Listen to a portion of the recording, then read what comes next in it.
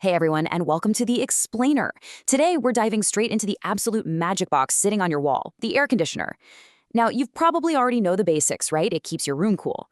But today, we're going to get into the actual nitty-gritty. We're breaking down the robust engineering behind the refrigeration cycle, and then we're going to pair that up with the essential maintenance procedures you need to keep the whole system operating at absolute peak efficiency. Okay, let's dive into this. Here is our roadmap.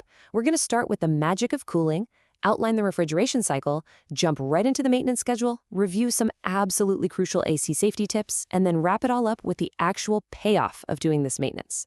All right, Section 1, the magic of cooling, demystifying the box. Okay, before we get into the nuts and bolts of the hardware, it really helps to completely reframe how we look at cooling. Because here's the thing, an air conditioner doesn't actually create cold. No, it literally steals the heat right out of your room. It's a heat removal machine. This is defined as the refrigeration cycle, the process of removing heat from the indoor air and releasing it outside. Honestly, think of this process like a giant sponge, but instead of soaking up water, it's a heat sponge. It soaks up the heat from inside your living room, carries it outside, and just wrings it out into the outdoor air. And the unsung hero doing all this absorbing and wringing out? Well, that's a chemical known as refrigerant gas. Now, to make this giant heat sponge actually work, we rely on a physical cast of characters. These are your main components. First up, you've got the compressor, which is basically the beating heart of the entire system. Then we've got the condenser coil, the expansion valve, and the evaporator coil. Flowing through all of this, of course, is our hero, the refrigerant gas.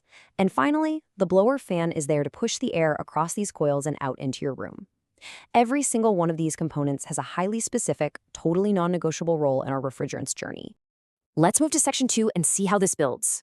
The refrigeration cycle, a continuous journey. So this isn't just a one-off event. It is a highly engineered, continuous loop of physics. And here is exactly how that works, broken down into 4 essential steps. Step 1 is compression. Our refrigerant gas gets squeezed super tightly in the compressor, which turns it into a very high-pressure, high-temperature gas. Step 2 is condensation, and this happens out in the outdoor unit. That hot gas passes through the condenser coil, releases its heat to the outside air, and as it cools down, it condenses into a liquid. Step 3 is expansion. Now this high-pressure liquid passes through a tiny, tiny expansion valve. As it squeezes through there, the pressure suddenly drops and so does the temperature. It becomes extremely cold. Finally, step 4 is evaporation, which is happening in your indoor unit. This freezing cold refrigerant flows through the evaporator coil, literally absorbing the ambient heat from your room air. So the air blowing back into your room becomes cool, and the refrigerant, having soaked up all that heat, turns back into a gas. Then the whole cycle just repeats continuously to maintain your perfect room temperature. It's really a brilliant, unending loop. Which brings us to Section 3, the maintenance schedule, stewardship of your AC. Now, what's really interesting about this slide is how it breaks everything down, because knowing how the machine works, that's really only half the battle. The other half is being a good steward of your appliance to protect that continuous loop we just talked about. And maintenance is best approached on a timeline.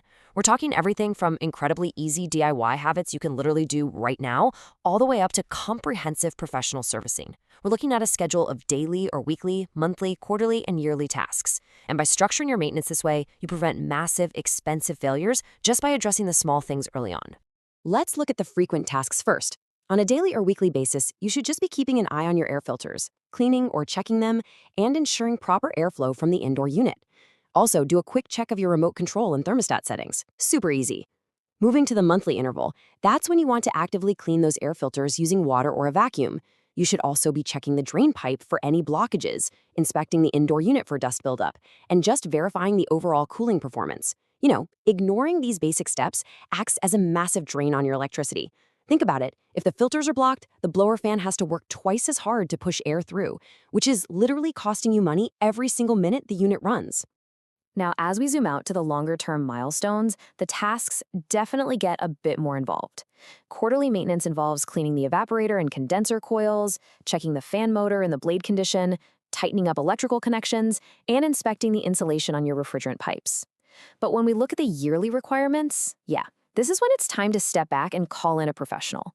A yearly preventative maintenance service should include a pro checking the refrigerant gas pressure level, doing a leakage test using nitrogen or an electronic leak detector, and running a full compressor performance test, checking for current, vibration, and noise.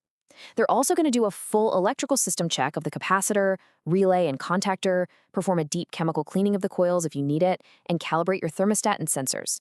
That yearly checkup, it's basically the ultimate insurance policy for your AC. All right, Section 4, Crucial AC Safety Tips. Safety first. Okay, I want to adopt a very focused, serious tone here for a second, because these are the absolute non-negotiable rules of appliance stewardship. We are dealing with high voltage and pressurized chemicals. So here's the golden rule. Always disconnect the power supply before servicing, period. Electricity and heavy machinery demand your utmost respect. Even if you are literally just popping open the flap to pull out the plastic dust filter, turn the unit off at the breaker or unplug it. Never, ever take a chance with live current. And this brilliantly illustrates that safety isn't just about avoiding shocks, it's also about protecting the machine itself. For example, do not operate the unit with 30 filters. Why? Well, because it drastically reduces efficiency and it fundamentally breaks that beautiful refrigeration cycle we learned about earlier. If the evaporator coil can't get enough warm air across it because of a blocked filter, the refrigerant inside won't evaporate properly, and that can send liquid refrigerant straight back into the compressor, potentially destroying it. Furthermore, you absolutely must avoid handling refrigerant gas without proper training. It requires specialized equipment and certifications.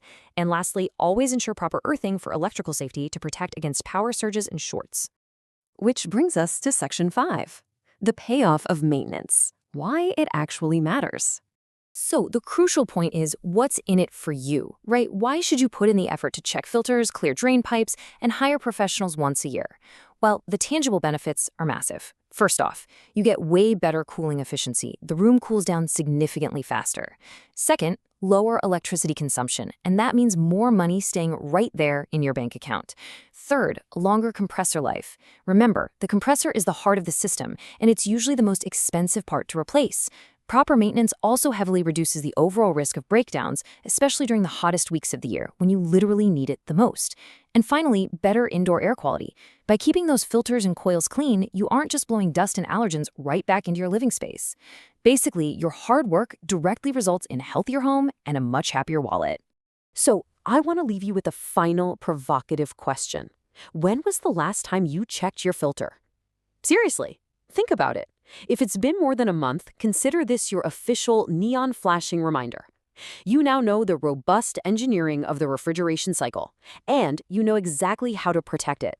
So go take a look at that AC unit, pull out the filter, and put your newfound knowledge to work right now.